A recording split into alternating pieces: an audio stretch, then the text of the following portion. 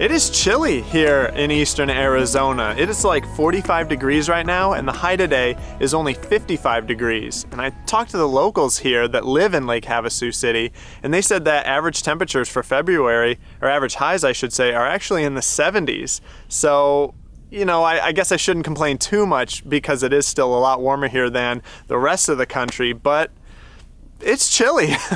Now where we are camped is north of the city on BLM land called Craggy Wash, and it's actually really nice here. We were staying at a different BLM site when we first got to Lake Havasu called Lone Tree BLM, which was essentially a large gravel parking lot, so you could see all the rigs around you, and even though they were spaced apart, it was really busy in there, and it just didn't really feel like you were out in nature, whereas here, we are 3 miles off the highway, and to get back here, you're winding through the washes, and there's all these hills and mountains that have risen up around you, so you can't really see all the other rigs that are around here. Even though it is pretty busy back here, you still feel like you've got your space. And there are some rigs that are pretty close to us as well, but you know, everyone's spaced apart, so you still feel like you're out in nature. It's really nice. We've really enjoyed our time staying here in Craggy Wash. I've explored up into these hills and mountains and just kind of wandered all around. It's really neat to just explore around here,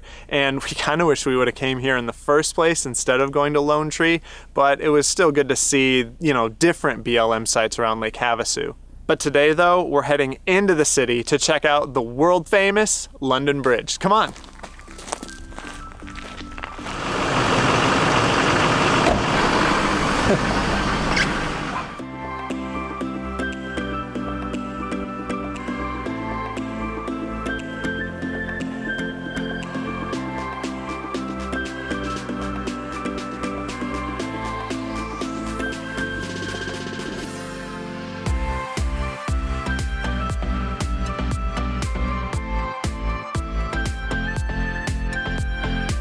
A big question we get is how do we send and receive mail and packages when on the road? And basically the main way that we receive packages is we order just about everything off of Amazon, and we have it shipped to the nearest post office and pick it up via general delivery. So we've got some packages waiting for us at the post office, and we kind of timed our shipment expected arrival date for when we wanted to be in the city to go check out the London Bridge. So go ahead and pick up my packages, and we also got something to mail.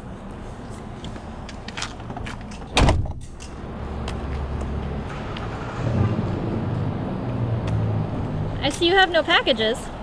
Yeah, turns out today is President's Day, I guess, so no packages for us. Yeah, I guess that's how it works. You know, you try and plan things out, and then they're just like, no, we're closed. Plans are ruined. You have to make another trip back in to get your packages. So, yeah, this is typical. Oh well.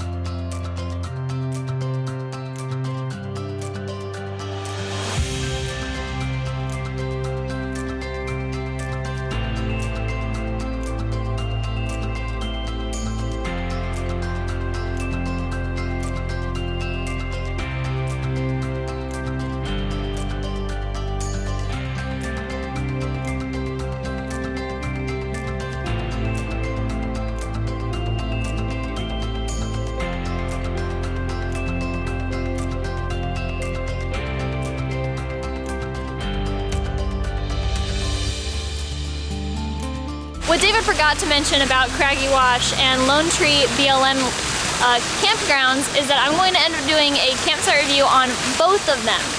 The first one that's coming out is Lone Tree BLM Campground. I think that's coming out the Sunday after this video, and I'm also going to do one on Craggy Wash since we're staying in both of them. Now, Lake Havasu City has so many different places you can camp. There are state parks, there are RV parks, RV resorts, and there's a ton of BLM land.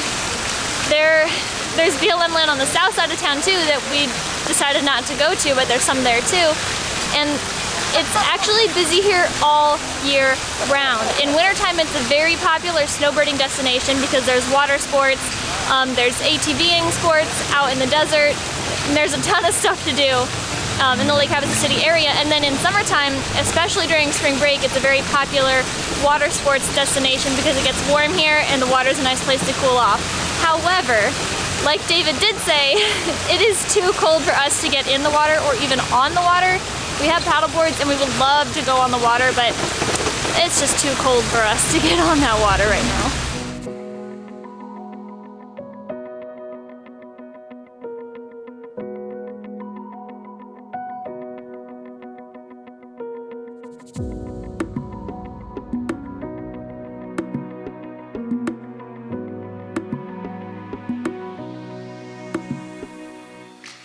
After almost 140 years of this sort of counting, the nursery rhyme's famous link between two banks of the Thames isn't falling down, it's carefully being taken to pieces. And somewhere, sometime soon, it'll all be put back together again. London's outgrown the 53 feet wide span.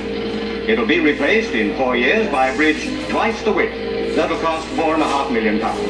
The London Bridge is up for sale, hence the careful treatment.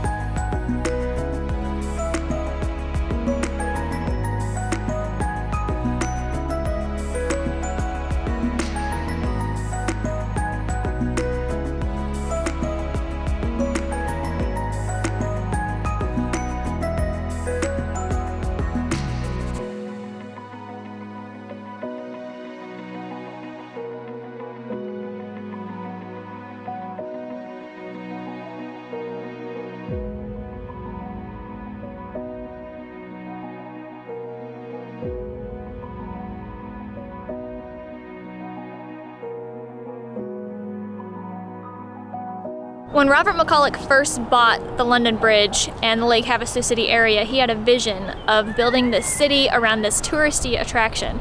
And surprisingly, it worked out. The London Bridge is the second largest and most visited attraction in Arizona, second only to the Grand Canyon. And it does bring a ton of tourism here. And, you know, as the land around Lake Havasu started being bought up and developed, people went from thinking that Robert McCulloch was insane and crazy to, their words were, crazy as a fox. When David and I first heard that there was a bridge in Lake Havasu City called London Bridge, we thought it was just a bridge that they had built here that they had named the London Bridge, or it was a replica of the London Bridge, but no. We have found out that the founder of Lake Havasu City, Robert McCulloch, actually bought it from London, had them disassemble it piece by piece, meticulously number it, ship it overseas through the Panama Canal to California, and then truck it here and reassemble it piece by piece. How insane is that? That is so cool though, and we've learned a lot of things since coming here about the London Bridge. Not only is it not a replica, but it was actually originally built in the 1930s. And the reason that London was selling it is because it was sinking on one side. It was sinking at a rate of 1 inch every 8 years, and it really needed replaced in the 1960s. And the reason it needed replaced is because not only was it sinking, but it also couldn't handle all the foot and vehicle traffic that they had at the time. So they put it up for sale, and crazy person over in Arizona bought it and reassembled it here. So I find that incredibly interesting. A couple of fun facts about it is the inside of it is actually hollow, I guess, and there are a lot of bat species that live in it.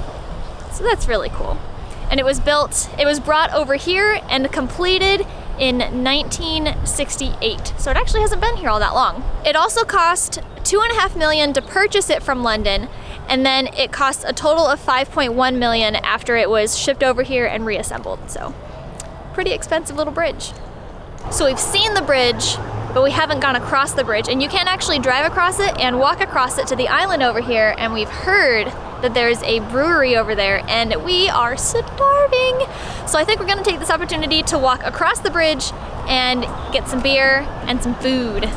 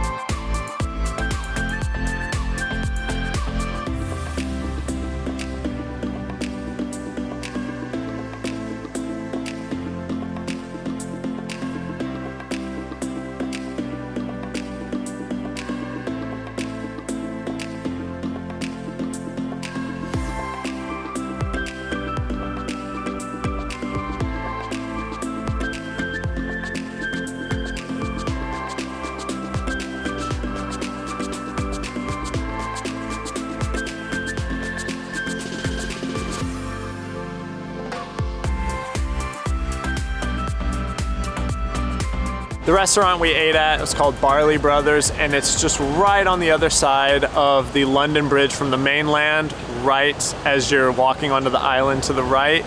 And our food was really good, and the beer we got was also good. And I totally meant to show you our food that we got, but as soon as it got to our table, we were just so hungry that we just dug into it and just devoured it instantly. And I didn't remember until my plate was completely empty that I wanted to show you guys. But at least I got to show you the end of Jenny's portion, what was left of it. But the beer was good. Tell them what beer we had.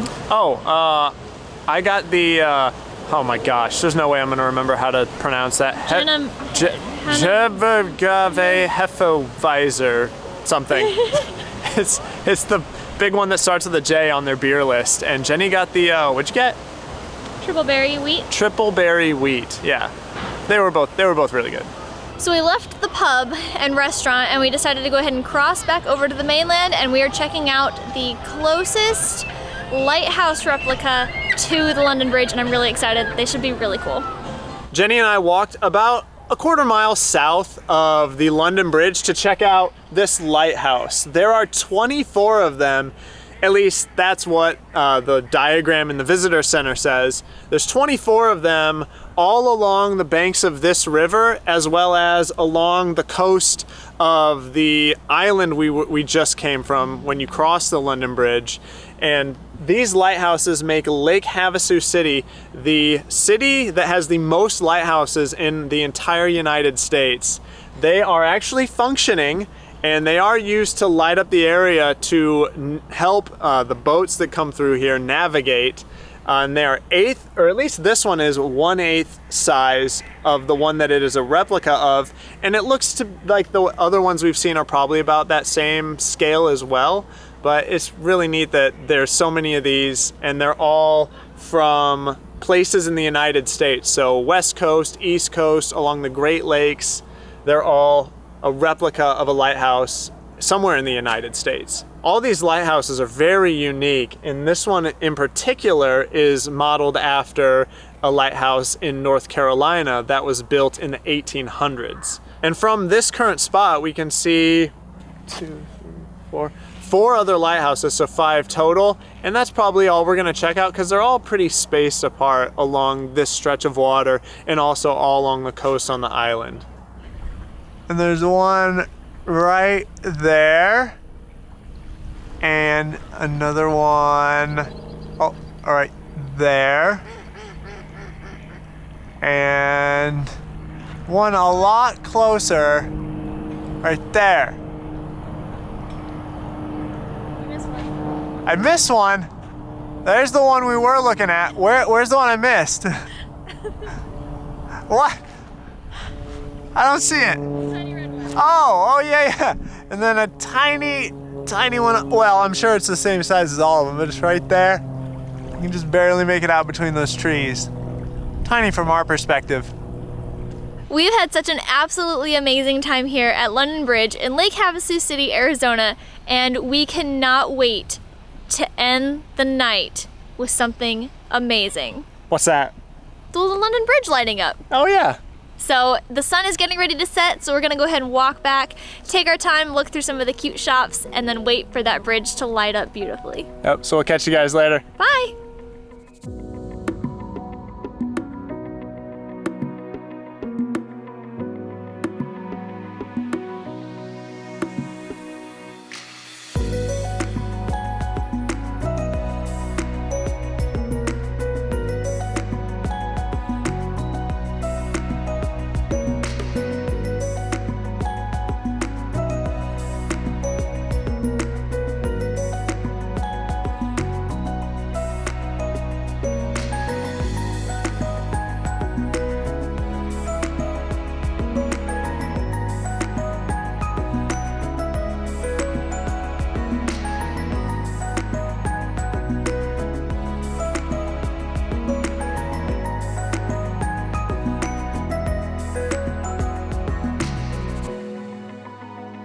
Thank you so much for watching. If you like our videos and want us to continue long into the future, please consider becoming a patron on Patreon. It's a tremendous help and keeps these wheels turning. See you next time.